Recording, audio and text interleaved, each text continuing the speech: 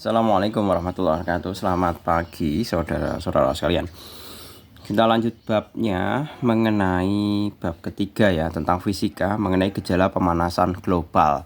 Mengenai teorinya silahkan saudara-saudara sekalian bisa membaca di berbagai banyak literatur mestinya. Dan di perpustakaan kan mesti ada, kemudian di Google juga ada. Nah, kalau untuk masalah literatur itu sangat banyak tersedia. Jadi tidak ada alasan ya. Jadi Pak Jul itu tidak memberikan materi, kebanyakan hanya latihan soal. Itu karena apa? Karena literatur itu kita bisa mencari di banyak tempat. Tapi kalau pembahasan soal yang komprehensif dalam artian yang satu bab full dan pembahasannya lengkap itu masih jarang. Nah, itulah kemudian Pak Jul berusaha untuk mengisi kekosongan konten-konten yang mengulas mengenai bank soal atau soal-soal yang sekiranya komprehensif dalam artian lengkap seperti itu. Karena umumnya bank yang membahas soal itu ada, tapi paling banter itu paling itu cuma 5 soal, 10 soal, dan itu hanya sepotong-sepotong seperti itu. Oke, kita langsung saja ke nomor yang pertama. Di situ ada tabel di mana disebutkan mengenai gas pencemar dan sumber pencemarannya. Klorofluorokarbon itu sumber pencemarannya, penggunaan kipas angin itu nggak mungkin ya, nggak ada kipas angin yang menggunakan klorofluorokarbon atau CFC. Kemudian yang dua, karbon dioksida, sumber pencemarannya aktivitas pembangkit listrik, itu benar. Karbon dioksida hasil fotosintesis itu ngawur banget. Hasil fotosintesis itu mestinya kan O2 atau oksigen. Kalau karbon dioksida itu yang dibutuhkan ya. Kemudian metana itu dari feces dari hewan ruminansia, itu benar. Jadi pertanyaannya, gas-gas pencemar beserta sumber pencemar yang tepat ditunjukkan oleh nomor, tentunya adalah 2 dan 4. Jadi 2 dan 4 yang E. Kita lanjut. Gas yang dihasilkan dari gambar di atas dan menjadi salah satu penyumbang pemanasan global adalah, ini kalau saya lihat ini uraian sampah ya, sampah-sampah organik.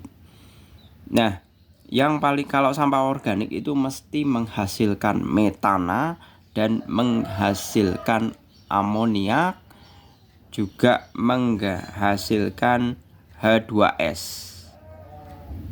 Nah, di sini yang ada adalah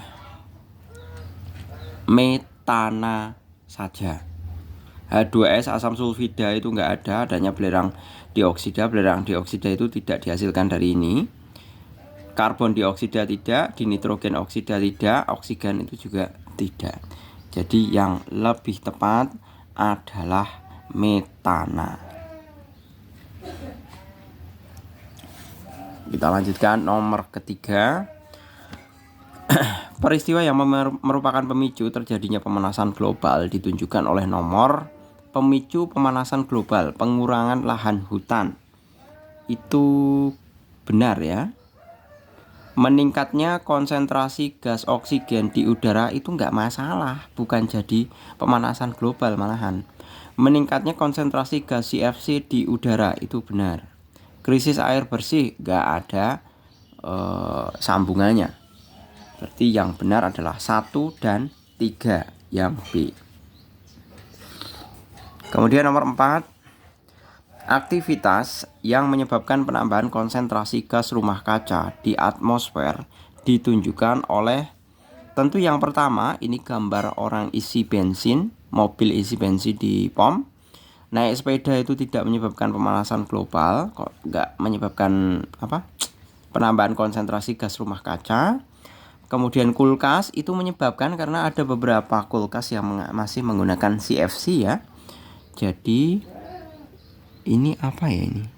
Ini jaring plastik sama tas plastik ini. Ini juga tidak menyebabkan penambahan konsentrasi gas rumah kaca. Jadi jawabannya adalah 1 dan 3 yang B lagi. Ini B, tadi ini juga B. Kemudian nomor 5, hasil pembakaran bahan bakar menghasilkan unsur karbon monoksida dan karbon dioksida. Kedua gas itu merupakan satu di antara gas-gas lainnya yang menyebabkan suhu bumi meningkat. Aktivitas berikut yang menghasilkan gas tersebut adalah, ini gampang, karbon monoksida dan karbon dioksida itu semuanya dihasilkan dari proses pembakaran. Pembakaran apapun. Ya. Bedanya adalah kalau pembakaran sempurna itu menghasilkan karbon dioksida. Kalau pembakaran tidak sempurna itu menghasilkan karbon monoksida. Diingat-ingat. Jadi kalau sempurna hasil pembakaran itu menghasilkan karbon dioksida. Kalau tidak sempurna itu menghasilkan karbon monoksida. Seperti itu. Kita lanjutkan. Pertanyaannya, yang menghasilkan pemanasan global, salah satu pemanasan global adalah penggunaan lampu LED, bukan penggunaan kendaraan bermotor dengan bahan bakar minyak. Nah, ini yang benar. Seperti itu. Jadi jelas ya, kalau pembakaran dengan bahan bakar minyak itu mesti menghasilkan karbon monoksida kalau pembakarannya tidak sempurna, karbon dioksida kalau pembakarannya sempurna. Nanti kita ketemu lagi ini di materi kalau masalah pembakaran. Materi pembakaran yaitu di materi hidrokarbon. Oke, nomor 6. Pernyataan berikut yang sesuai dengan peristiwa efek rumah kaca. Semakin meningkatnya konsentrasi gas-gas pencemar di atmosfer, semakin besar juga efek panas bumi yang terperangkap di permukaan bumi. Nah, ini kebetulan yang ini sudah benar. Ya. Semakin menurunnya konsentrasi, salah. Meningkatkan konsentrasi gas pencemaran di atmosfer, semakin besar juga efek dingin, salah. Konsentrasi semakin besar efek panas yang terperangkap di luar permukaan. Enggak ada fokusnya. Pemanasan itu fokusnya di dalam bumi, bukan di luar permukaan bumi. Meningkatnya konsentrasi gas-gas pencemar, meningkat efek panas yang terperangkap di luar dan di dalam. Di luar ini enggak ada efeknya. Berarti yang benar adalah yang A. Seperti itu. Kita lanjut. Di sini ada soal HOTS. Ibu pergi ke supermarket dengan mengendarai mobil pada siang hari. Tiba di supermarket, ibu memarkir mobilnya di bawah terik matahari dengan kaca tertutup. Setelah 30 menit berbelanja, ibu kembali ke mobil dan saat pintu mobil dibuka, kondisi dalam mobil terasa panas. Hal itu karena terdapat panas matahari yang melalui kaca mobil. Panas tersebut sebagian dipantulkan kembali keluar melalui kaca mobil, namun sebagian panas lainnya terperangkap dalam mobil. Hal itu mengakibatkan suhu di dalam mobil lebih tinggi dibandingkan di luar mobil. Peristiwa yang sesuai dengan ilustrasi tersebut adalah, tentunya adalah ini sesuai dengan definisi, yaitu tentang efek rumah kaca. Di mana ciri efek rumah kacanya? Karena panas terperangkap di dalam mobil, mestinya diteruskan ke luar mobil. Seperti itu. Jadi jawabannya yang B. Selanjutnya, yang nomor ke-8, sebagian besar mata pencaharian penduduk di daerah Sukamaju adalah sebagai peternak sapi. Kondisi tersebut menyebabkan adanya peningkatan feses sapi yang dihasilkan, di mana feses sapi menghasilkan zat metana yang menyebabkan pemanasan global.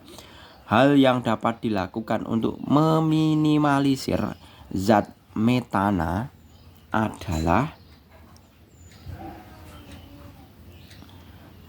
metana itu karena makannya itu selulose ya, atau serat semua.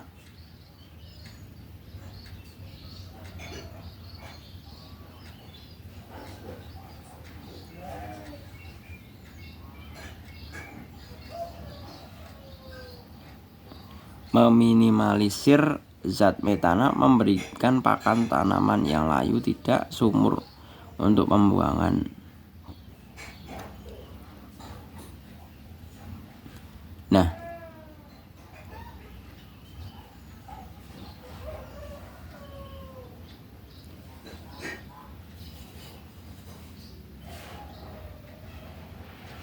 ini yang E ini Pak Jul, Pak Jul tidak tahu ya, ini apakah ini udah ada riset atau penelitian yang mengatakan seperti ini. memberikan minum bekatul agar feses yang dihasilkan tidak mengandung zat metana. Karena apa? Karena bekatul itu juga mengandung serat. Kalau Pak Jul lebih dominannya menjawab jawaban yang B. Membuat sumur untuk pembuangan feses sapi. Karena apa? Karena feses sapinya itu kan dikelompokkan jadi satu ke dalam sebuah sumur. Nah, kemudian dari septic tank isi feses sapi itu nanti kan pasti akan mengumpulkan metana. Nah, metana ini nanti yang akan dijadikan sebagai sumber biogas. Jadi metananya tidak dibuang ke udara, tapi metananya dimanfaatkan sebagai sumber biogas di dalam rumah tangga, sedemikian hingga metananya itu tidak terbuang langsung ke udara. Jadi kalau Pak Jul suruh menjawab, Pak Jul lebih dominan untuk yang B. Silahkan bagi saudara-saudara sekalian, kalau misalkan punya pendapat yang lain yang berbeda dengan Pak Jul, itu bisa dikemukakan, tentunya dengan alasan-alasan yang rasional dan didukung oleh literasi ataupun sumber-sumber ilmiah. Seperti itu. Gitu ya. Itu tidak masalah kita berbeda pendapat, itu suatu hal yang umum. Berarti itu kan menunjukkan muridnya itu benar-benar belajar dari konten saya, bukan hanya sebatas menerima saja. Seperti itu. Jadi silakan bisa ditulis di kolom komentar, tapi tentunya pendapat yang berbeda itu harus dikemukakan dengan tanggung jawab. Dalam artian apa? Dilengkapi dengan sumber ilmiahnya. Gitu ya. Oke, selanjutnya nomor 9, nitrogen dioksida juga merupakan senyawa penyebab terjadinya hujan asam. Senyawa tersebut dihasilkan dari berbagai proses seperti pembakaran dengan suhu tinggi. Aktivitas berikut yang dapat menghasilkan nitrogen dioksida adalah tentu pembakaran bahan bakar fosil. Itu pasti menghasilkan nitrogen dioksida. Nah, kalau di sini disebutkan utamanya itu batu bara. Batu bara itu juga itu menyumbang nitrogen dioksida terbesar. Nah, terutama yang ada di PLTU ya, pembangkit listrik tenaga uap yang masih mengandalkan batu bara. Kalau Indonesia itu masih banyak PLTU yang mengandalkan, jadi penggerak turbinnya itu masih mengandalkan tenaga dari uap yang berasal dari pembakaran batu bara. Seperti itu. Kita lanjut nomor 10. Perhatikan pernyataan berikut.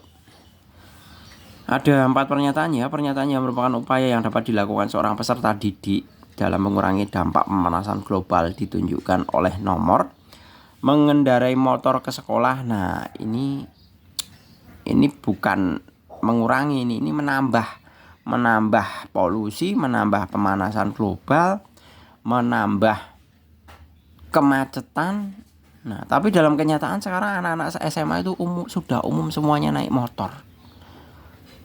Ini sebenarnya kita kesalahan kompleks ya. Kenapa anak sekolah, anak SMA itu pakai motor, itu sebenarnya bukan hanya kesalahan orang tua, kesalahan siswa juga bukan, tapi kesalahan dari regulasi pemerintahan zaman dahulu. Karena apa? Karena sistem transportasi umumnya itu satu. Dulu itu ada, tapi kemudian dimatikan. Jadi regulasi pemerintahan kita itu dulu sangat mendukung yang namanya sepeda motor itu masuk ke Indonesia. Karena sepeda motornya itu kan rata-rata produk dari luar negeri, walaupun dirakit di dalam negeri sih. Nah, jadi dari penjualan sepeda motor itu kita senang banget gitu loh. Jadi hasil pajaknya itu pemerintah itu senang sekali. Tapi pemerintah tidak berpikir kalau misalkan dampak sistemiknya atau dampak belakangnya itu seperti ini. Jadi kita bisa bayangkan jumlah sepeda motor yang digunakan anak-anak SMA, SMK maupun MA. Coba bayangkan konsumsi BBM-nya berapa. Sudah memberikan polusi, sudah tidak menghemat BBM, menimbulkan kemacetan. Tapi ini kita tidak bisa menyalahkan anak-anak atau orang tua yang sekarang memakai motor. Karena apa? Karena sistem transportasi umumnya nggak ada yang untuk berangkat sekolah. Dan dulu pemerintah tidak berusaha menjaga. Jadi transportasi umumnya mati. Efeknya yaitu anak-anak berangkatnya ke sekolah naik motor semua. Seperti itu. Jadi jawaban yang tepat adalah peserta didik yang dalam mengurangi dampak pemanasan global menggunakan parfum. Parfum itu pakai CFC. Menggunakan kantong plastik saat berbelanja ini nggak ada hubungannya. Mengurangi penggunaan kertas. Karena apa? Mengurangi penggunaan kertas. Karena pada dasarnya kertas itu berasal dari pohon. Jadi pohon yang digiling kemudian jadi bubur kertas. Jadi istilahnya bubur kertas itu namanya pulp. Bubur kertas. Nah, kalau kita mengurangi penggunaan kertas, maka berarti penebangan pohonnya itu kan juga cenderung berkurang. Kalau penebangan pohonnya berkurang, pohonnya banyak, berarti upaya untuk menyerap gas-gas yang penyebab pemanasan global itu semakin banyak. Jadi jawaban yang paling masuk akal dari mengurangi dampak pemanasan global oleh peserta didik adalah mengurangi penggunaan kertas, atau 4 saja. Nomor 11, pernyataan yang tidak benar mengenai dampak pemanasan global terhadap sistem ekologi adalah dampak pemanasan global terhadap sistem ekologi mengurangi keberlangsungan interaksi antar makhluk hidup. Benar ya, rusaknya habitat untuk beberapa spesies flora dan fauna benar, rusaknya rantai makanan itu benar, keseimbangan ekosistem tetap terjaga. Nah, itu bukan. Jadi jawabannya yang D. Ini pertanyaan hiburan ya. Nomor 12, aktivitas yang ditunjukkan pada gambar di atas memiliki dampak yang baik karena menanam pohon. Itu tentunya karena pohon itu sifatnya dia dapat mengikat karbon dioksida di udara ya, dan menghasilkan oksigen. Jadi jawaban yang benar adalah dapat mengikat karbon dioksida di udara dan menghasilkan oksigen. Oke, kita lanjut. Nomor 13. Salah satu dampak yang terjadi akibat pemanasan global yang berlangsung secara terus-menerus adalah mencairnya es di kutub bumi. Dampak yang ditimbulkan jika es di kutub mencair terus-menerus adalah ketersediaan air di bumi makin banyak. Itu bukan ya, salah ya. Karena pada dasarnya air di bumi itu tetap, siklusnya itu tetap karena ada siklus air. Kehidupan laut akan semakin bertambah karena meluasnya laut, bukan. Penguapan air laut semakin meningkat sehingga akan terjadi musim hujan yang panjang, bukan.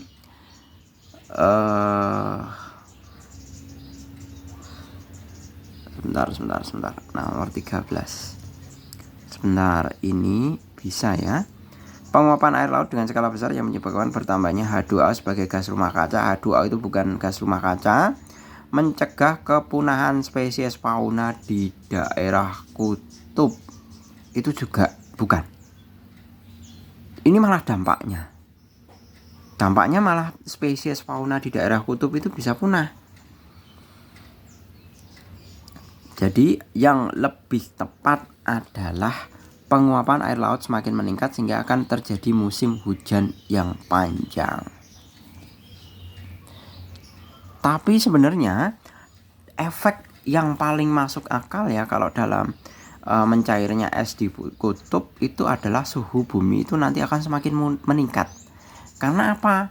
Karena kutub itu ibaratnya sebagai sistem pendinginnya. Sistem pendingin bumi itu ada di kutub. Kalau esnya mencair itu suhunya meningkat. Nah, baru dampak lanjutannya kalau es mencair itu volume air laut meningkat. Air laut meningkat nanti garis pantainya juga tambah. Jadi istilahnya kalau garis pantainya biasanya cuma 3 meter, nanti tambah lagi memakan muka daratan jadi 10 meter. Karena apa? Karena muka air lautnya kan bertambah, volume air lautnya kan bertambah karena ketambahan es yang mencair tadi.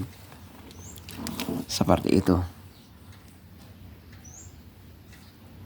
Gitu ya. Jadi jawaban kalau di dalam pilihan, walaupun tadi ini dampak efek langsungnya nggak kelihatan secara langsung ya, tapi jawaban yang mendekati adalah yang C. Seperti itu. Ini masuk akal karena apa? Karena kalau air lautnya ketambahan volume es yang mencair, itu kan berarti muka lautnya bertambah. Nanti bisa menenggelamkan laut. Laut bisa menenggelamkan pulau-pulau kecil. Garis pantainya nanti juga bertambah. Jadi wilayah pesisir pantainya nanti yang terisi air laut itu juga semakin bertambah. Jadi luas lautannya akan semakin meningkat.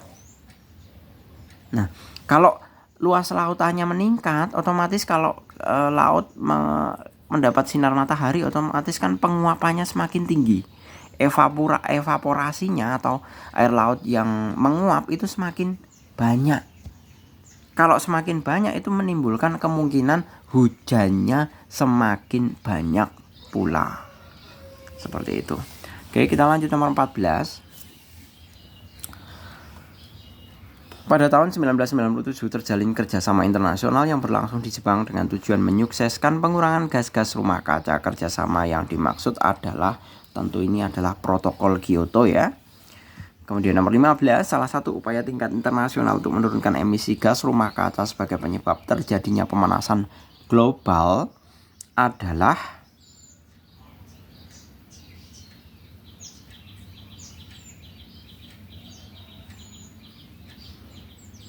membentuk protokol Kyoto. Itu bukan, itu kegiatannya, bukan tindakannya, bukan upayanya.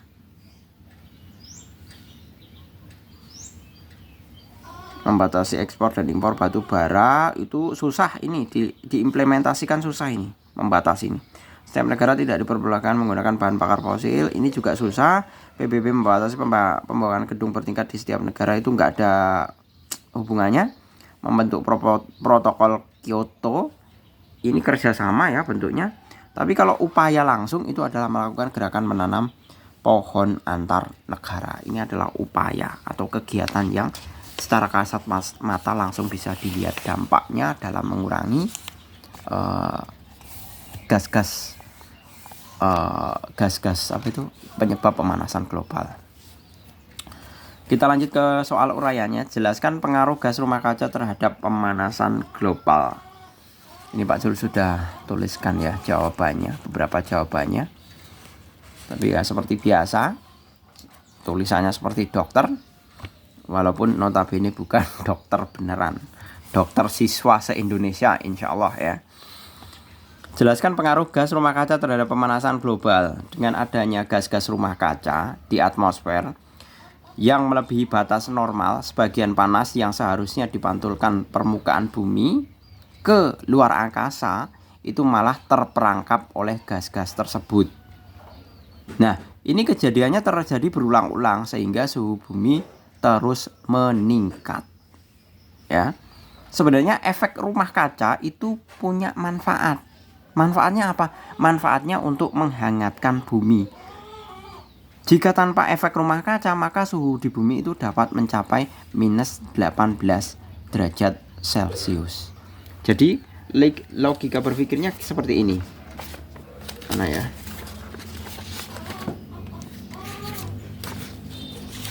Cara berpikirnya seperti ini. Ini bola bumi. Ini atmosfer. Ini bumi ya. Nah, di sini ada CO2, CO, SO2, NO2. Nah, ini semuanya gas rumah kaca. Dalam batas minimal atau dalam batas tertentu ini bermanfaat. Untuk apa? Untuk menghangatkan bumi. Nah, gas ini semestinya kan dipantulkan ke atmosfer. Nah, selanjutnya dia diteruskan ke luar angkasa. Tapi kalau dalam batas di mana kondisi gas-gas ini apa ini namanya? Gas rumah kaca ini kondisinya berlebihan sedemikian hingga itu tidak diteruskan ke luar angkasa, tapi malah dipantulkan kembali atau istilahnya terperangkap di dalam bumi. Jadi dipantulkan balik lagi, pantulkan balik lagi, pantulkan balik lagi. Nah seperti itu. Nah inilah istilahnya gas-gas rumah kaca itu terperangkap di dalam permukaan bumi antara litosfer dan atmosfer. Ini yang menyebabkan pemanasan global atau suhu di bumi meningkat.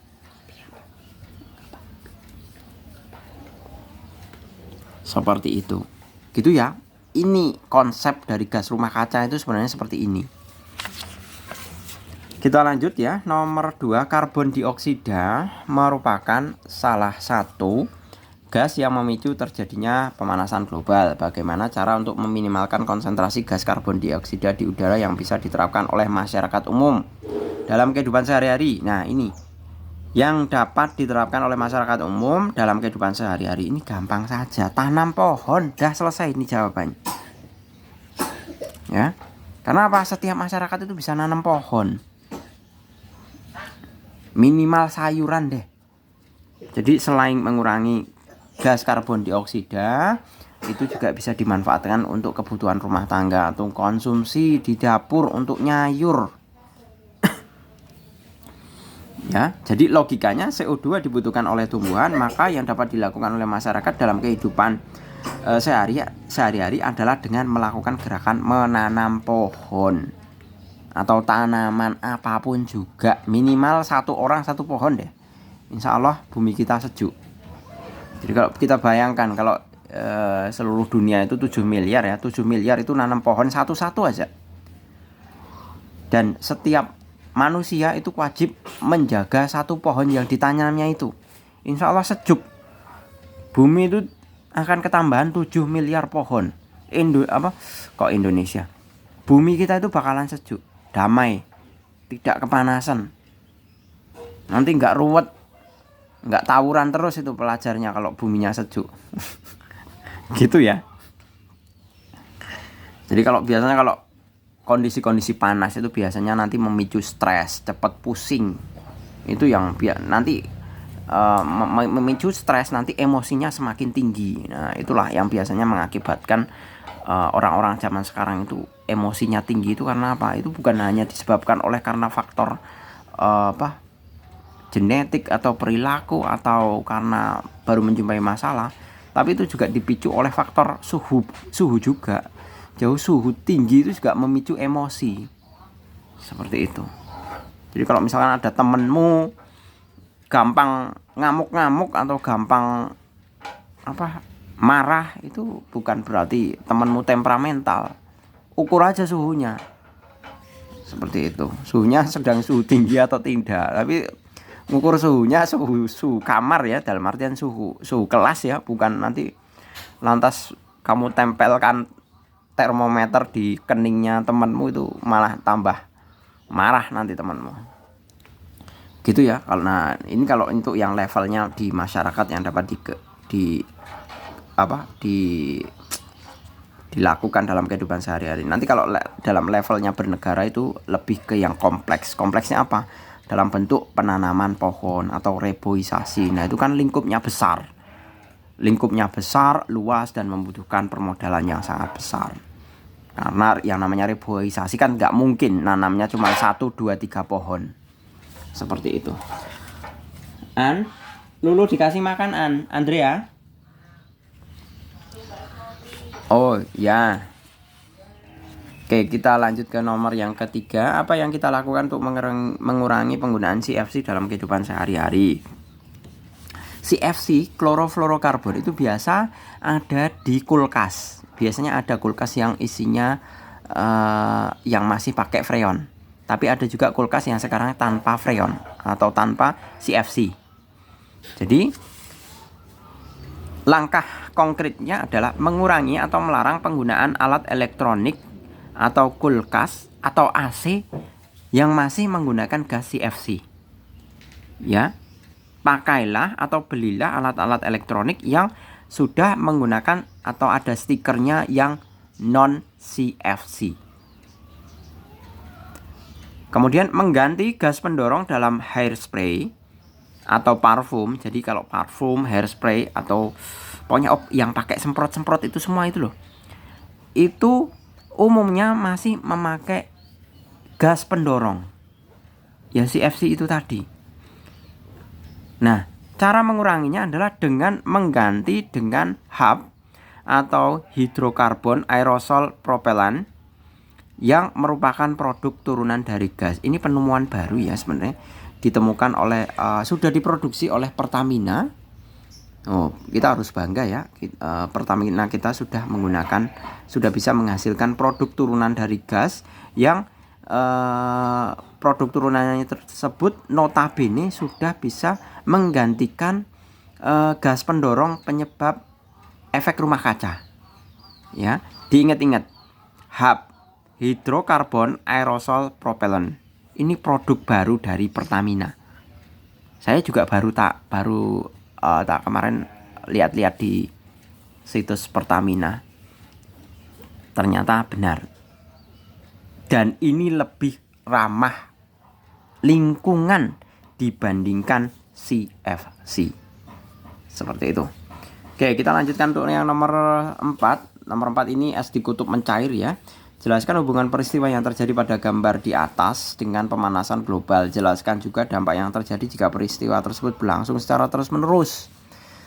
Dampak langsungnya adalah karena tadi saya sudah katakan bahwa es di kutub itu sebagai sistem pendingin bumi.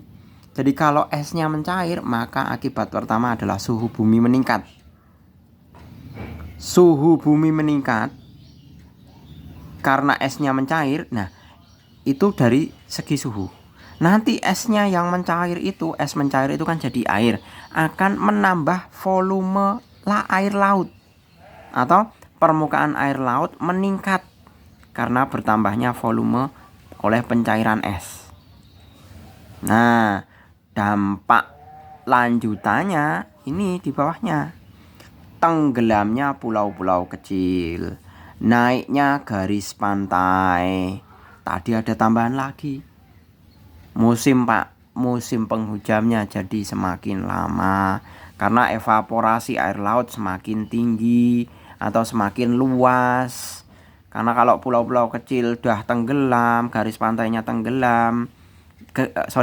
Garis pantainya semakin naik, itu kan nanti luasan air lautnya semakin luas. Air laut semakin luas akan menambah evaporasi air laut. Hujannya semakin panjang. Itu dampak lanjutannya. Jadi dampaknya sistemik ya. Kita lanjut nomor terakhir. Terjadinya pemanasan global memiliki dampak terhadap berbagai aspek. Salah satunya flora dan fauna. Jelaskan dampak pemanasan global terhadap flora dan fauna. Yang pertama, terancamnya fauna karena pemanasan global. Contoh kasusnya, mencairnya es di kutub akan mengancam habitat beruang. Ini beruangnya beruang kutub ya, bukan beruang-beruang yang di hutan. Beruang kutub macam beruang grizzly yang bulunya itu putih tebal. Putih-putih itu biasanya beruang kutub. Karena apa? Karena menyesuaikan dengan lingkungannya. Nggak mungkin beruang yang bulunya hitam itu hidup di kutub, itu nggak mungkin, mustahil itu.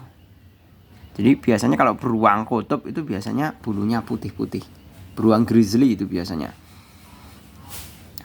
Kemudian pinguin, kemudian singa laut yang notabene membutuhkan habitat dengan suhu dingin. Jadi kalau adanya pemanasan global, kutub esnya mencair, mereka ini mau migrasi kemana? Beruang kutub, pinguin, singa laut ini mau migrasi kemana? Mau ke iklim subtropis, nggak kuat mereka, kepanasan gitu. Nah, resiko terburuknya adalah mereka terancam, mereka bisa mati, bisa punah. Itu dampak terakhirnya. Seperti itu. Itu karena efek pemanasan global kalau misalkan dalam jangka waktu yang terus menerus. Kemudian beberapa flora akan hilang. Flora itu tumbuhannya akan hilang. Karena pada dasarnya semua tumbuhan itu memiliki suhu optimum. Suhu optimum adalah suhu yang tepat untuk pertumbuhan bagi tumbuhan tersebut. Itu namanya suhu optimum. Suhu optimum yang mendukung kelangsungan hidupnya. Jadi pemanasan global itu dapat memicu perubahan musim. Nah, ini kasusnya ya. Kasusnya itu dampaknya tidak secara langsung, tapi sedikit demi sedikit. Pemanasan global itu dapat memicu perubahan musim yang tidak teratur, utamanya musim kering yang berkepanjangan, sehingga mengakibatkan menurunnya produktivitas pertanian.